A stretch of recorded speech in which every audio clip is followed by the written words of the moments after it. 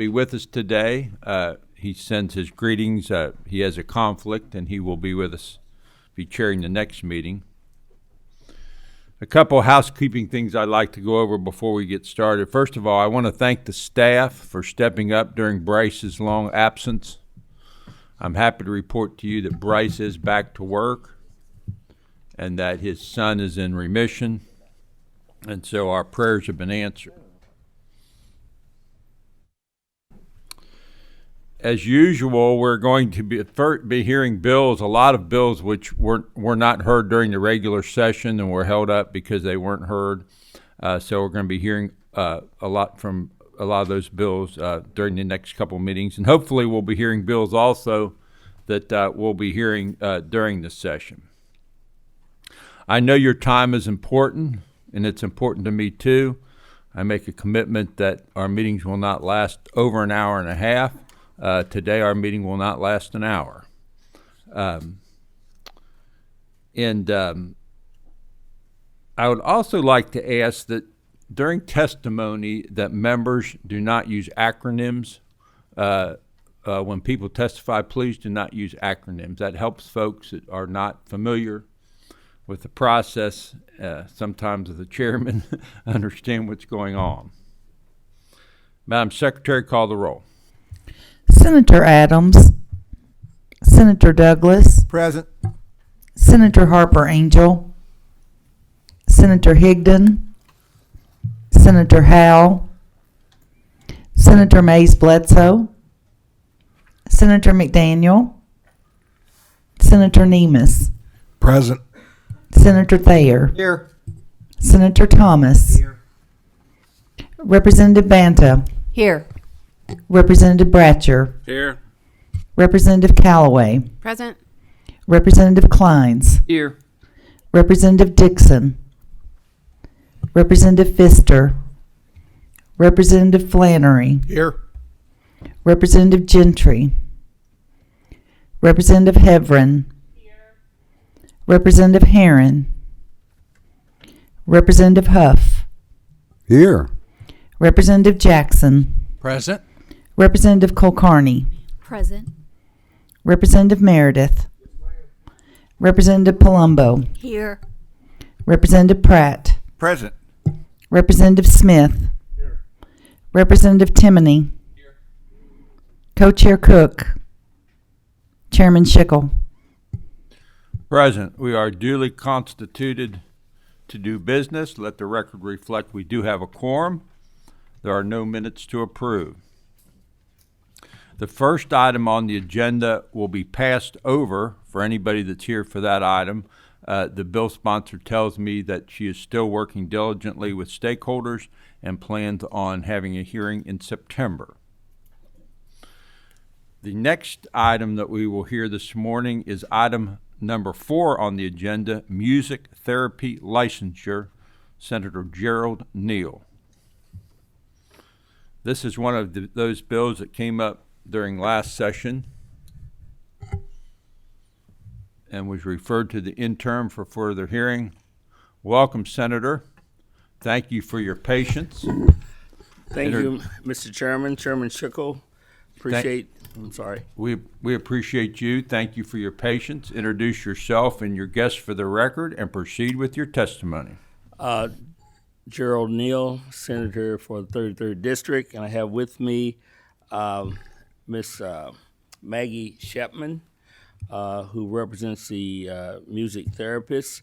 I'm not going to go into a lengthy thing because I think you've heard some of this before, and I'll just bring your attention to this bill is about establishing a licensing board for professional music therapists.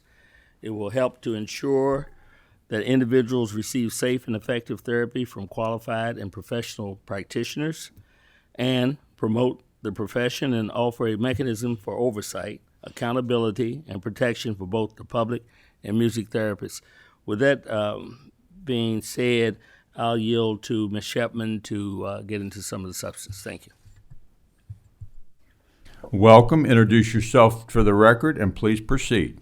My name is Maggie Shepman. I'm a music therapist board certified. and I am a co-chair of the Kentucky Music Therapy Task Force, as well as a music therapist currently working at Bluegrass Navigators, providing music therapy services for hospice and palliative care patients and their bereaved loved ones.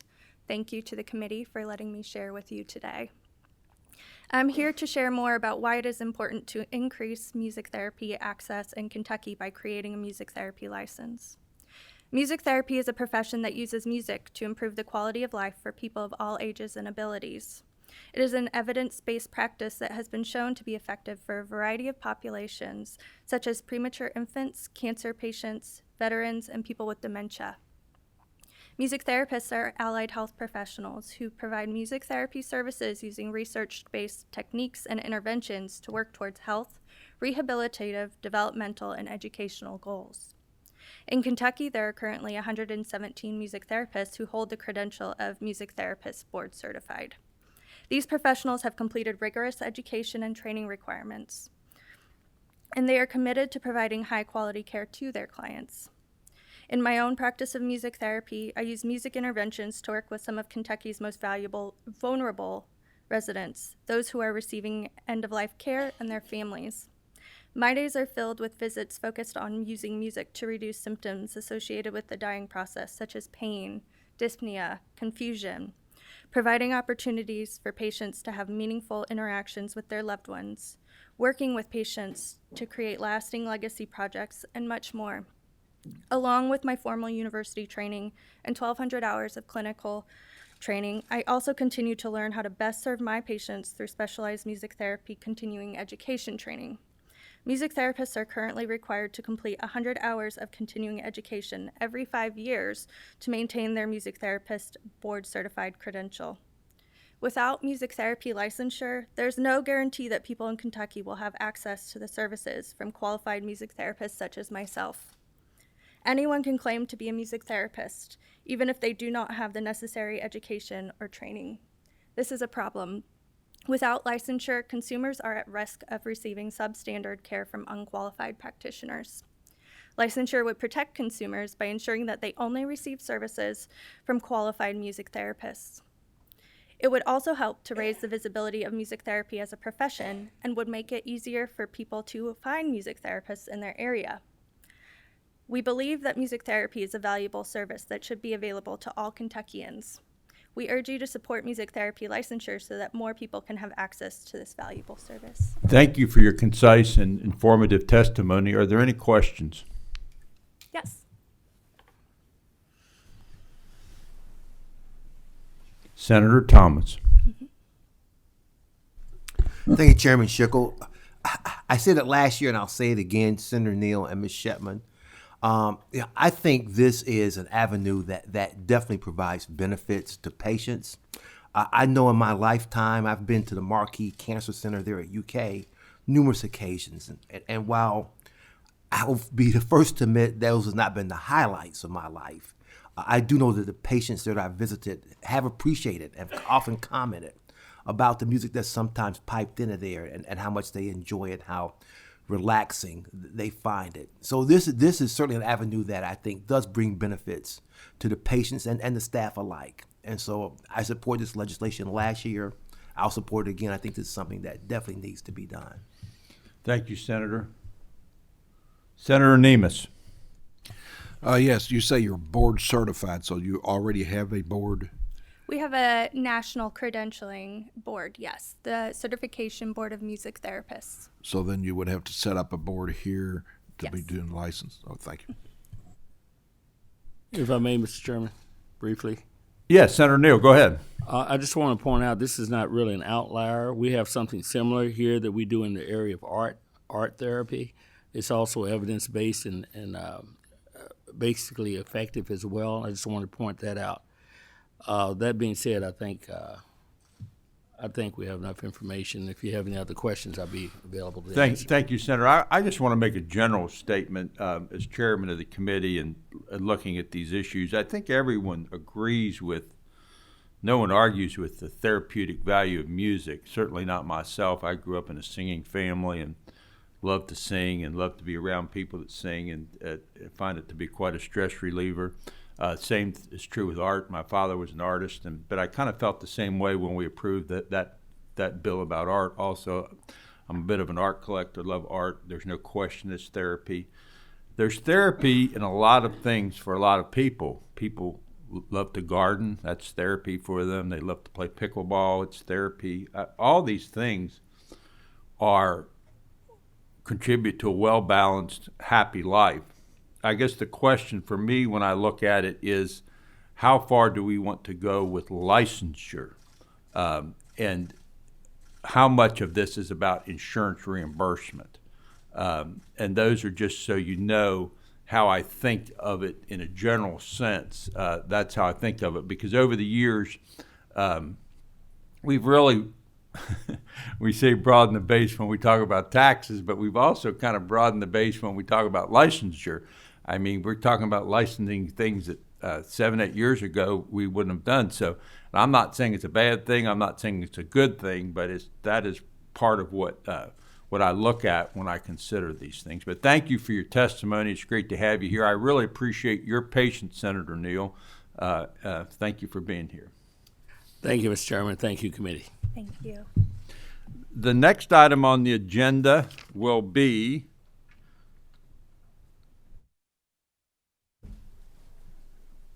anonymous lottery winners, Representative Kim Banta.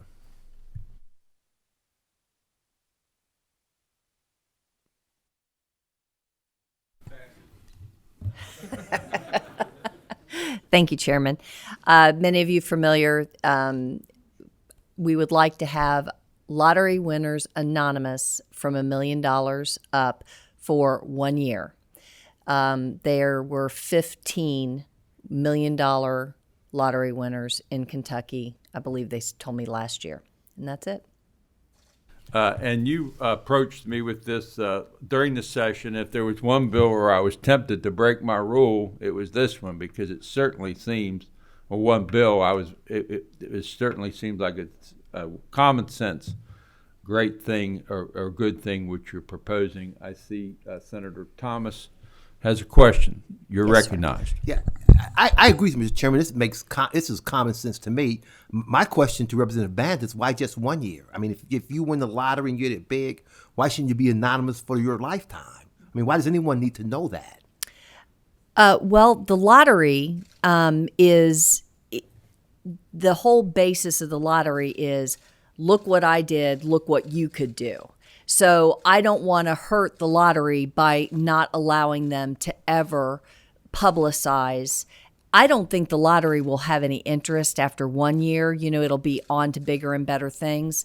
But I don't want to hurt the lottery by not allowing them to do the kind of publication that they might need to sell tickets. Anyone else have questions of the representative? Thank you. Thank you. The next item we will take is universal licensing. State Representative Stephen Doan represents part of Boone County. It's good to have you here. And I also appreciate your patience with the committee. I understand we have some remote testimony as well as in-person testimony. That's correct, Chairman. You just let us know when, or is the remote already up and running? Oh, it's up and running. Okay. Well, introduce yourselves for the record and proceed with your testimony. Thank you. Have 15 minutes. State Representative Steve Doan, representing parts of Boone and Kenton County, State District 69. And I have a long, you introduce yourself. Angela Erickson. Angela Erickson. I'm the Strategic Research Director at the Pacific Legal Foundation, which is a national public interest law firm that sues the government to protect Americans' constitutional rights. I'm also an economic expert on occupational licensing. And then Shoshone, you want to introduce yourself? Sure, thank you. I'm Shoshana Weissman, the head of digital media and a policy fellow on regulatory policy at the R Street Institute. Okay, and thank you all. Looks like a distinguished panel, and I've just been informed we do have someone that wants to speak in opposition.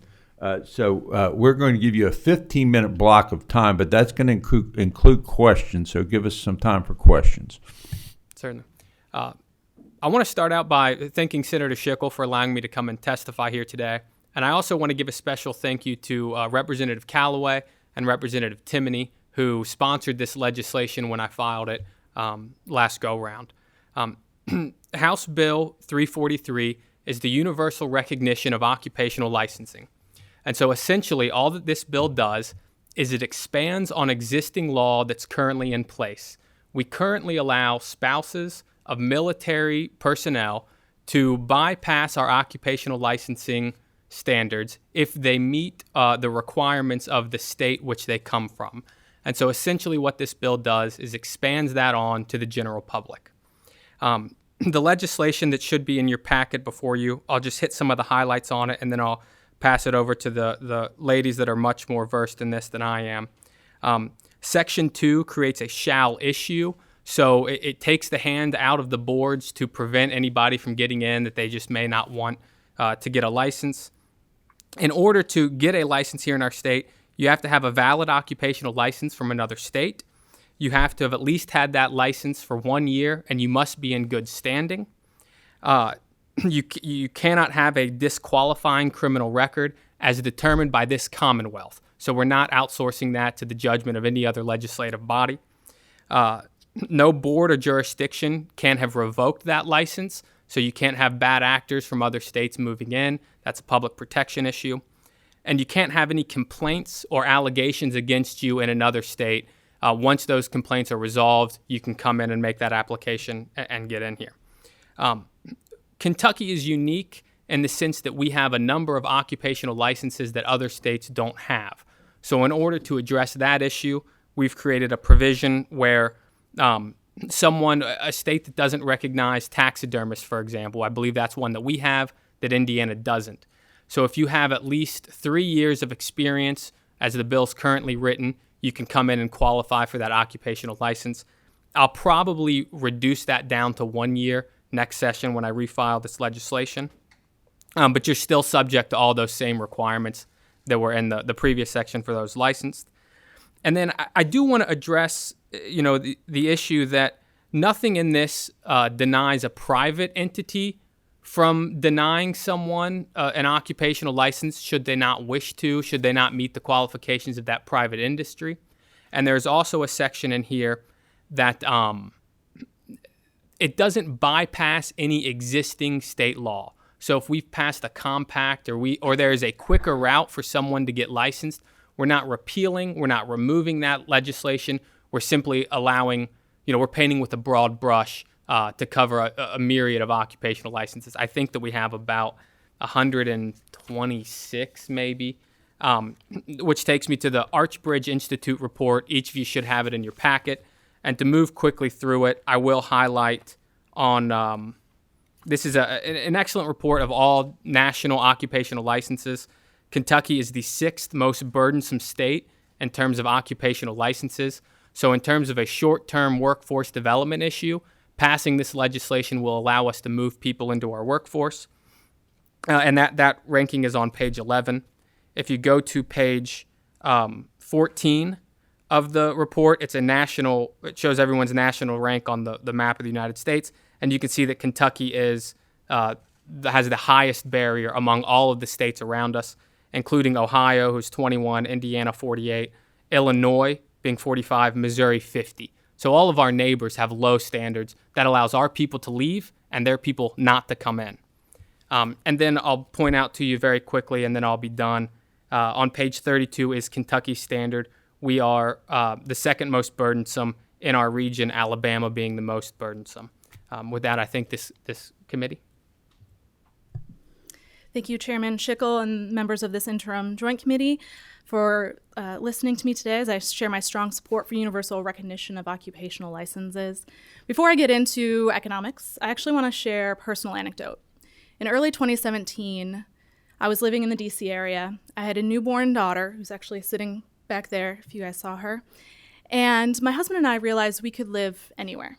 We were not bound geographically to the area by our jobs or family. And so we thought about where we wanted to live. And we chose Kentucky. And we love it here. And we're so grateful to be in the Commonwealth. But the problem is that 1 out of 5 workers cannot as easily choose Kentucky. When they try to enter the state, suddenly their qualifications that work in another state, their occupation, they are slowed down when they come into the state.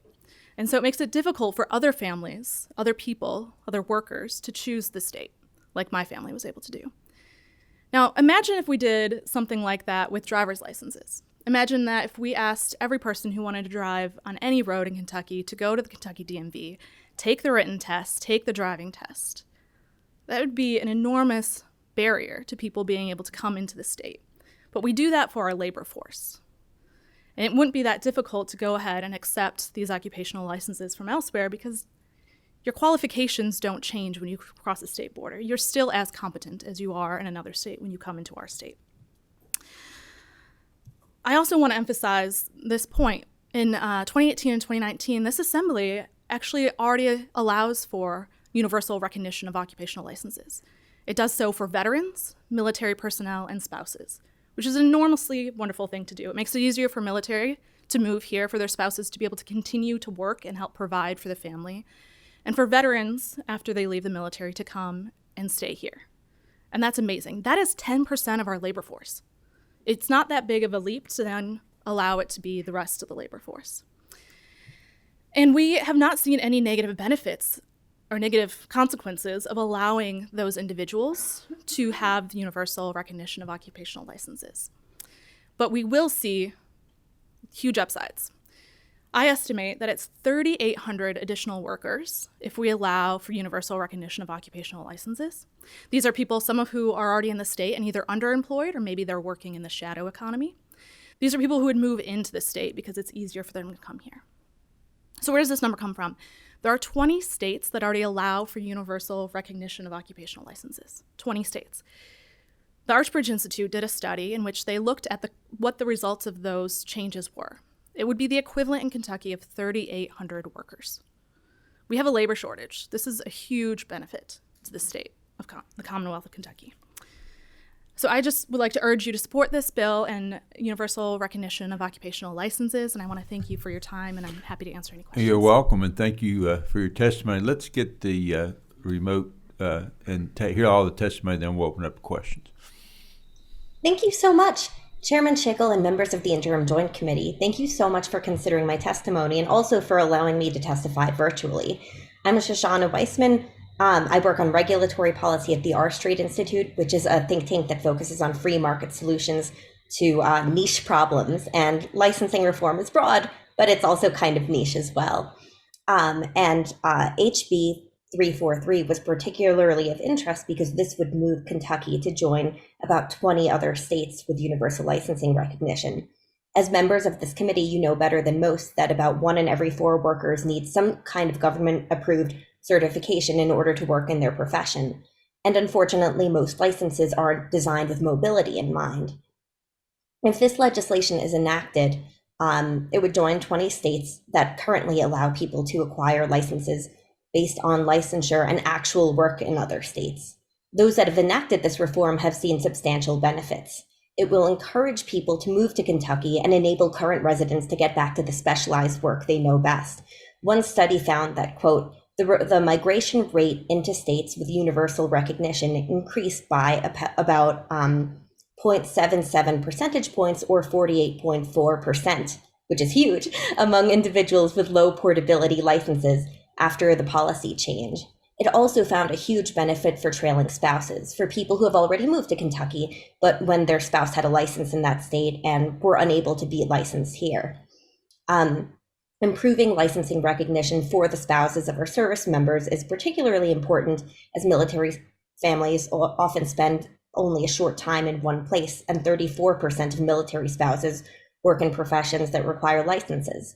While I know Kentucky has already made reforms here, this reform would expand the ability of military spouses to work by applying for basically where they already have work experience but just no license in other state in the other state. So while HB 343 applies to civilians as well and does not require residency, it maintains the necessary safety protections. Representative Doan's law has quite a few safety protections, making sure that people have the relevant experience, making sure that if someone has negative marks in their state, that that's considered, and that they might have to wait a little bit before being able to transfer their credentials here. And all of this is a really big boon to the economy and the safety here. And finally, HB 343 grants the governor certain emergency powers to expand professional scope of practice and authorize professionals to work in the state during emergencies. This is particularly wise in light of the COVID pandemic, in which various medical professionals needed to work in different states and move there quickly and work there quickly. But in other kinds of emergencies, from floods to tornadoes, the availability of more licensed plumbers, electricians, contractors, and others would improve the state's safety and ability to recover from disaster. So as you consider this legislation, we encourage you to think about the benefits it would provide the Commonwealth. Not only would the bill encourage people to move to Kentucky, it would also enable current residents to get back to the work they know best, expand service for consumers, and ease emergency recovery. Thank you so much for considering You're my welcome. testimony. Thank you for your testimony. We normally do not allow remote testimony, but this is significant legislation, and I thought it was appropriate to do it in this case. Senator Douglas. Thank you very much, Mr. Chair. May I ask two questions, Mr. Chair? You may. Thank Ask you. the first one and then the second one. Thank you. You briefly touched on it, but how does this really work in the healthcare space? It's my understanding that during the COVID emergency, we did expand those the availability of out-of-state people to come in, and I believe those laws are still in place. So we wouldn't be taking anything back that's already there in existence. Essentially, we wouldn't even be touching the healthcare industry, as I understand the current scope of the law. May I ask a second question? You may. Mr. Chair. Okay.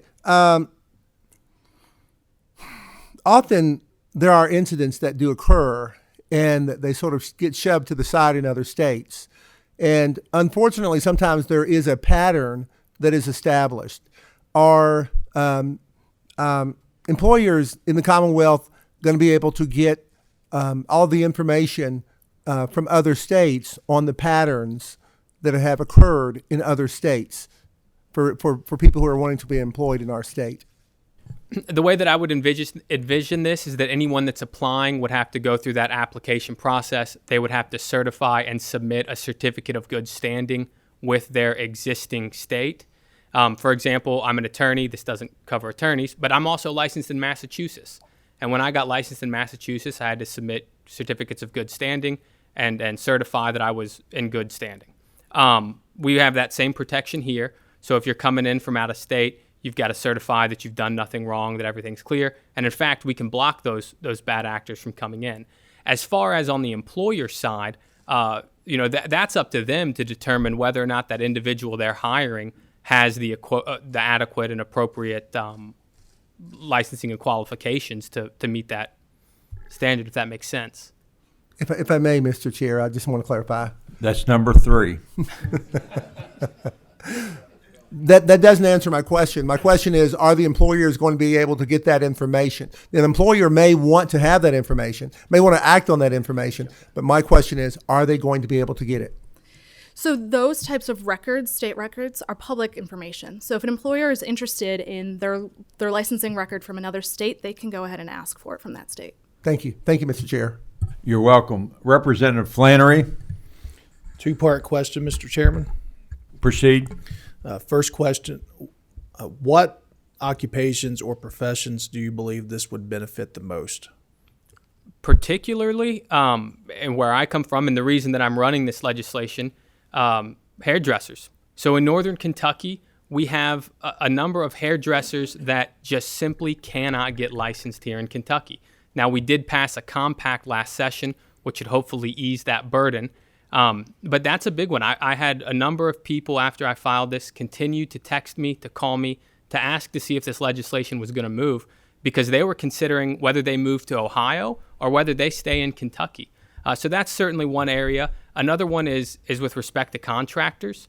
I am consistently doing litigation regarding contractors that have done poor poor jobs at people's houses. And oftentimes I see them using guys out of Ohio that don't meet the appropriate state licensing here in Kentucky. So if we can allow people to come in and to use those out-of-state licenses, we're going to have better work done here. Thank you. Second question, Mr. Chairman. Proceed. You alluded to that this wouldn't cover lawyers, and I wouldn't think that it would. I'm trying to figure out what occupations or professions would this not cover? It would cover every occupation, every profession, with the exception of lawyers, that being that lawyers are governed by our Constitution and the Supreme Court. It would be universal. The Archbridge Institute indicates that there's, 126, I think, occupational licenses that we have here in our state, and so it'd be all of them. So medical licensure, everything would be covered by this. Yep. Okay. Thank you. Senator Nemes. I like the premise of this bill. We worked hard on reciprocal licenses, but this is a one-way licensure. And you said something about, do they have to take the test for license or just come in with the test from their state? For instance, did you have to take the bar in Massachusetts? I didn't have to take the bar in Massachusetts. I was able to submit my scores and my certificates in order to get licensed, and we would envision it that same way here. You've met those jurisdictional requirements of another state, and as long as those are good, they can come right in here into Kentucky. Who determines they're good? Because there's a lot of times that their qualifications are not as good as our licensures. Sure. We are leaving that to some extent up to the other states, but I think that generally, in most occupations, that's been sorted on kind of a national level for the most part. It's the same as a compact, right? We're hoping that we meet the same minimum standards, but oftentimes things are different. One more question, please, Mr. Chairman. First, would you think about maybe our boards or licensures of our licenses accepting, in other words, instead of us saying that they have to accept the licenses of other states, that those boards or those entities would be able to check them out and agree to them or not, and then blanket where they wouldn't have to go individually? I think that's a compact, and the others could jump in if they want. That's just a different way of occupational licensing and accepting people. I think if we did it individual and piecemeal by every license, we're also going to get into a situation where we have more licenses here in Kentucky that other states just simply don't have. I think you misunderstood what Okay. I said. Right now we're doing individuals, and we're making them go through our licensures. I'm not asking for us to say they have to go through individuals. I'm saying that our boards would be able to approve that state's qualifications so that any and all coming from that state would be automatically licensed as you want, and not just say that they can come without us checking their qualifications of that state. I think that's another solution to the issue, but that's not what this bill does. Yep. okay, we have three more people want to answer questions. That will be the last three that we'll hear from, that we'll ask of this group, and then we're going to bring the other side up. Representative Meredith. Thank you, Mr. Chairman. And mine is not as much of a question as it probably is a comment, because the concerns that come up to me when this issue gets brought up, and Senator Nemes mentioned the issue of reciprocity. So if you have a state that, say, borders us, that won't allow Kentucky occupations to come and operate in their state under this type of agreement, but then Kentucky is allowing people from that state to come in and operate in our state, that's unfair competition on behalf of our home state occupations. And I think that's a real problem with this bill, because it doesn't require reciprocity with those other states and uniform guidance within those situations. The other issue is that by licensing occupations in our state, we create a level of state sovereignty to oversee those occupations. And we'd be giving up our state sovereignty in that situation. And so I have real concerns about both reciprocity and sovereignty. Sure. Just if I could quickly respond to that. You may. You know, many states around us have already enacted this legislation. Ohio enacted it. Virginia enacted it last legislative session. By not enacting it, we're actually putting ourselves at a competitive disadvantage. Go back to that Archbridge Institute map that shows we are the most restrictive out of anybody around us. Once again, we're becoming the donut hole here in Kentucky. Missouri, who borders us, has the lowest barrier. Indiana's in the 40s. It's important that we enact this because we are going to lose without it. Thank you. Representative Herrera. Heverin, I'm sorry. Chairman, with all due respect, that might be the biggest mess up I've ever heard pronouncing my name. If that's the biggest one, I'm in pretty good shape. Mr. Chairman, I have a clarification, not on my name, but to the presenter. Go ahead. Representative Doan, you had said that, and it's just clarification on what Senator Douglas asked and Representative Flannery. You had said that I heard that you told Senator Douglas that it would not include health care, but then you answered to Representative Flannery and said it only excluded lawyers.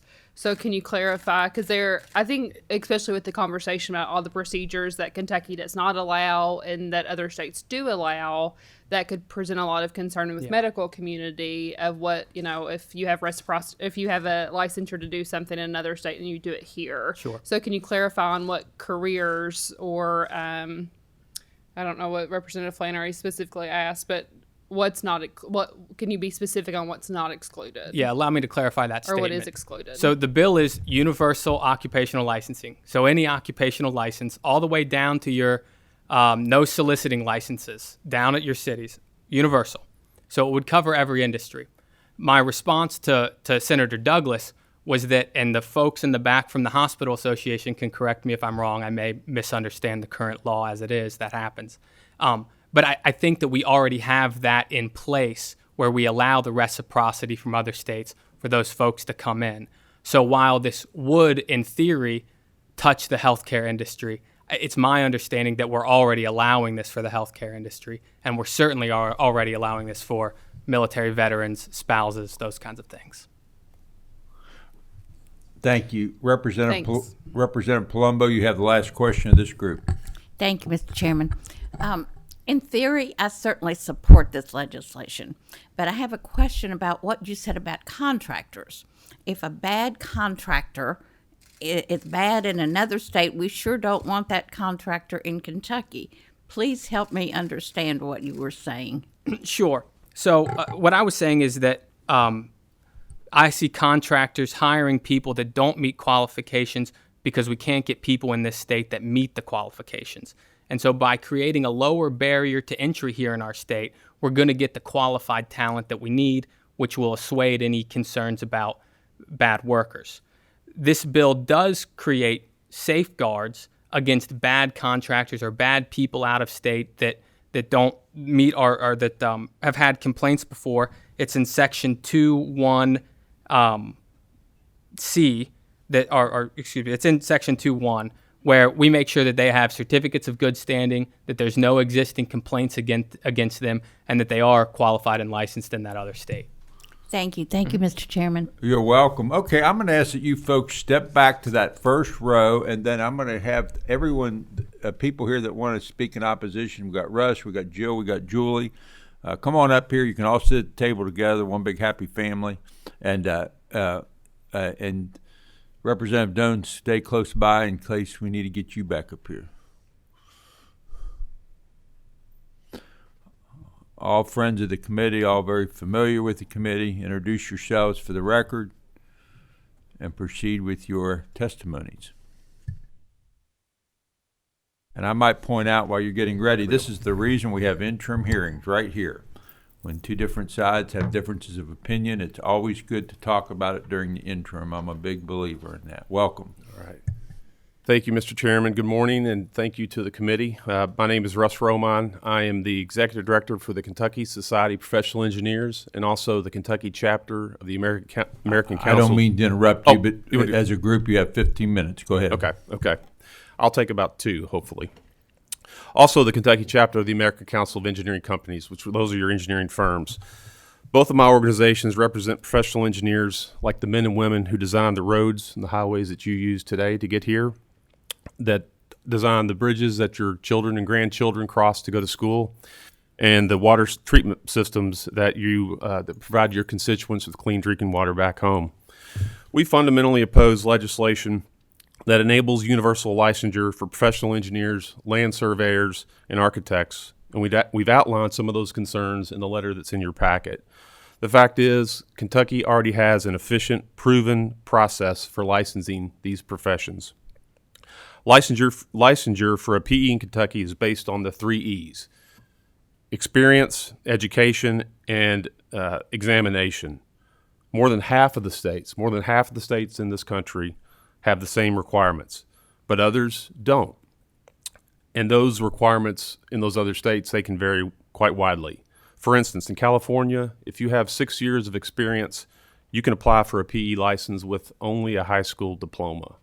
In Texas, the education and examination requirements are regularly waived.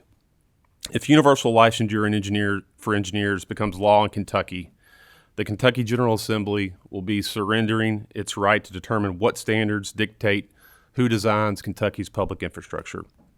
Licensure simply becomes a process based on the lowest standards. As introduced last year, House Bill 343 went a step further. It would allow people with a license in a foreign country to easily gain a PE license here in Kentucky. For instance, if a person living licensed in Turkey or India or Kenya has held a license for a year, if they don't have a criminal record, and if they don't have any active investigations or complaints against them, then our Board of Licensure shall issue a license. That is concerning. When applied to all occupations, including professional occupations, universal licensing is concerning.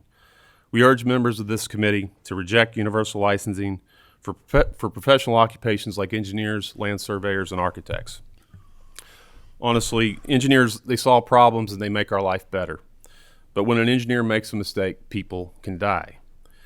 Please safeguard the public's health, safety, and welfare by upholding the current standards for professional licensure in the Commonwealth. Thank you. You're welcome. Good morning. I'm pretty familiar with this committee. Julie Campbell, I'm the Executive Director at the Board of Cosmetology. And not only do I want to speak specifically about this legislation, but address Representative Doan's allegations that hairdressers are the big problem with this. The fact of the matter is reducing the sovereignty and the decisions by the board that this legislature has provided to them on who is qualified or not to practice a profession completely ties our hands. The Board of Cosmetology has just signed a compact, and the way this is written, the lowest common denominator would be required to be provided a license in Kentucky and therefore possibly be qualified to be in that compact and present a danger to the public. We are here to protect the public, and it is not about a haircut, and it is not about a hairdresser. And in the Board of Cosmetology, if you provide all your credentials correctly and accurately, in less than 30 days, I can have a license issued to you through the process that we have now. Now, when those credentials are not submitted properly or the applications aren't sure, it can cause delays. But it is not on the board's side that the problem exists. The fact is that I think that a previous speaker, Ms. Shepman, said it best. As anyone can say they're qualified to do whatever it is. The fact of the matter is nail technicians are one of the most dangerous providers in any state. Alaska does not license them. They would only need to show that they work in Alaska for me to be forced to issue a license. If we are forced to issue a license on this particular demographic that has a high incidence of human trafficking and injury, it becomes a risk to the Commonwealth significantly. So Thank you. I'm Jill Smith. I'm here. Welcome, Jill. Hi, I'm Jill Smith. I'm here representing the Kentucky Board of Architects. I have to say, I'm also the National Council of Architecture Registration Board's regional vice chair right now. We have a National Council of Architecture Registration Boards. It's a 100-plus-year-old group that has worked for reciprocity. That's the only reason they exist is reciprocal licenses. I myself have 4 licenses, 4 different states currently. we already have this in place for architects. In fact, this law will be more restrictive than how we currently look at other states and jurisdictions. So, 2 points. One, limiting to $100 reciprocal fee. Right now, our reciprocal fee is $200 in the state. That doesn't sound like much, does it? But we have 2,000 reciprocal licenses in Kentucky for architects. That's reducing our ability to charge $200,000. That may not sound like a lot, but we're a tiny board. So that would be a giant financial impact. So first place, we urge you to look at that limit on what we can charge for reciprocal licenses seriously. Secondly, it says in this license that you have to have practice for 1 year before you can apply for a reciprocal license. Right now, because of the National Council of Architecture Registration Boards, immediately upon getting a license in Kentucky, I can go get one in Indiana or Ohio or Tennessee if I want one. So we don't currently suffer any problem with reciprocal license here. Thank you. Representative Bratcher, you're recognized for a question or statement. Statement and question. That during COVID, things were pretty much loosened up quite a bit. And I don't remember hearing a lot of negativity on that. That's my statement. And as far as a high school, I know that I worked with a PE in highways that had a high school diploma. Now, this was 10, 15 years ago. So it has been known to be in Kentucky. I guess you've tightened up. I guess he was grandfathered in. My question is, to all of you guys, is a hairdresser, a highway engineer, and an architect, say in California or Illinois, are they substandard work compared to Kentucky? Just in your conversation, your opinion. Is California highways substandard to Kentucky highways? Don't quote me on that. I used to work for the highway department, so I would say that our licensing standards here in Kentucky, they have stood the test of time. They have changed over the years. I think the first license was issued here in 1938. The current scheme that's in place, the current requirements that are in place, goes back, I think, to 1983. I think they've served us well. To say that I'm not going to go on the record and say that Kentucky highways are safer than California highways. However, I have full faith and confidence in the Kentucky engineer and those who are licensed. But that's not the question. That's not the question of the day. The question is, are some folks in other states that are licensed capable of maintaining the standards of Kentucky? It's not about if Kentucky's doing a good job or a bad job. Sure. That's not the question. Can I speak? As far as architects are concerned, absolutely. As long as they are in good standing in California, they already are getting their license here. And they're getting it within 2 or 3 weeks of application. So you don't have a problem with the bill? Then? Absolutely. We do not have a problem with reciprocity. The only issue we have with the bill are 2 issues. 1, making someone wait a year. We don't do that now. And 2, the fee. We do have a problem with the fee. We will not be able to staff our office if the fee is limited to $100. And that's just a general fund issue. That is an impact that we need changed. When you say, do I have a problem with the bill? It's unnecessary. We do not need to be included in it. That's where the architects stand. Representative Bratcher. Senator, may I? You may not. Okay.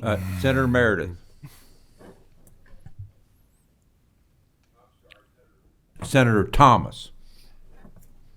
Mr. Chair, my question is for Representative Doan. So if you want to get through with this panel first, that's fine. But I would like to have Representative Doan come back to the podium or stand or whatever. I can just join and they can stay up there. I don't have a problem. That would be better. You just pull you up a chair. And yes, you may. But I have a feeling we're going to have another hearing on this. This is a big issue. Thank you. It's heavy. Are you ready, Representative Dunn? I'm ready when you are. Thank you. I've been listening to discussion, and I have to say that my sentiments in hearing discussion is more in line with Representative Meredith and his comments. I guess because I'm an attorney, I don't really have a dog in this fight. But to be fair, I'm trying to think about how attorneys do it. And I do think the bars of each state, because I'm a member of 3 bars as well. I'm a member of Massachusetts and D.C. as well as Kentucky. I think each bar ought to have some say-so in terms of who gets licensed in that state. I just think professionally, that's probably a better way to do it than say uniformly, if you've got a license, you can go with other states. I mean, I would feel better leaving that to the determination of the board standards of each state.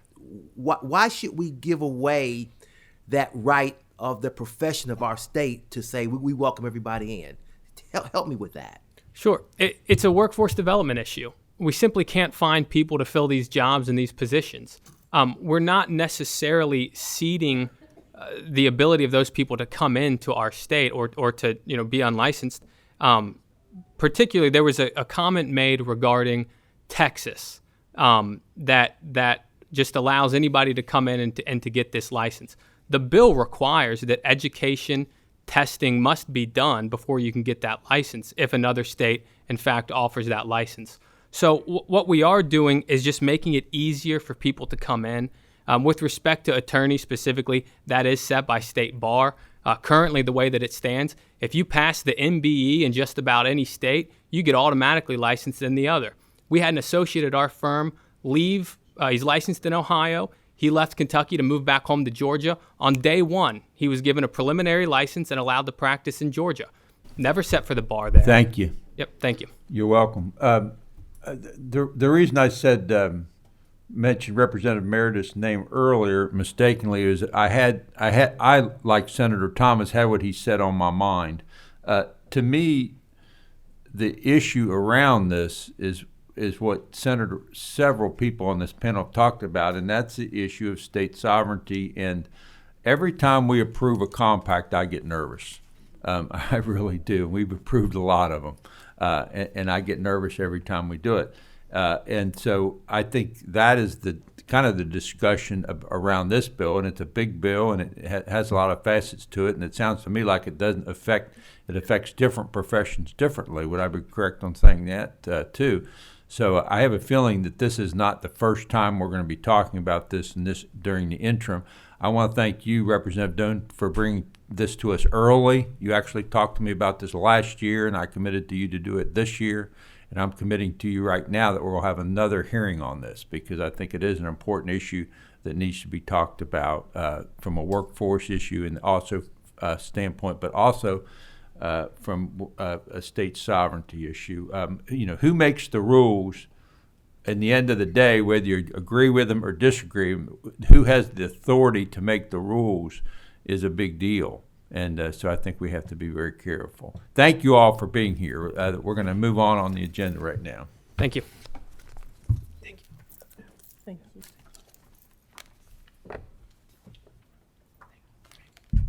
The last thing we have to do today is an administrative reg. It's number 6. And the way it's explained to me that we need to approve this reg because this is important to our accountants in the state for their testing process and to be up to date with oh, good, you're here. I'll explain it very quickly. Thank you very much, Chairman Schickel. I'm Joe Donahue. I'm the Executive Director of the State Board of Accountancy.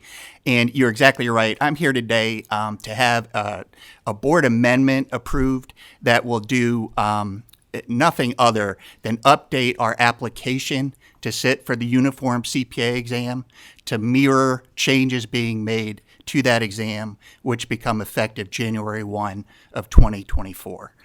It's as simple as that. The sections in the exam are changing, and we would like to change our forms because they are incorporated by reference in our regs. We needed to do that. I put this on the agenda early so everyone could see it, and if there was anyone in opposition to it, to come forward and let us know. Is there anyone in opposition to it that I'm not aware of?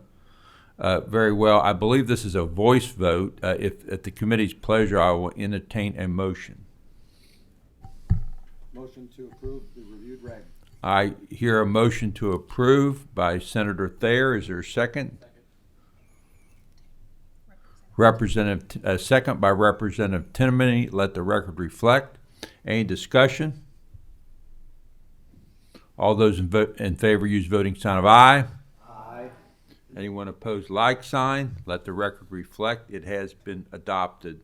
KAR 201, KAR 1, 190 is adopted. Thank Is you, there Mr. anything Chairman. else to come before this committee? Where's my date? Our next meeting is July 31st. July 31st at 11 a.m. Without objection, we stand adjourned.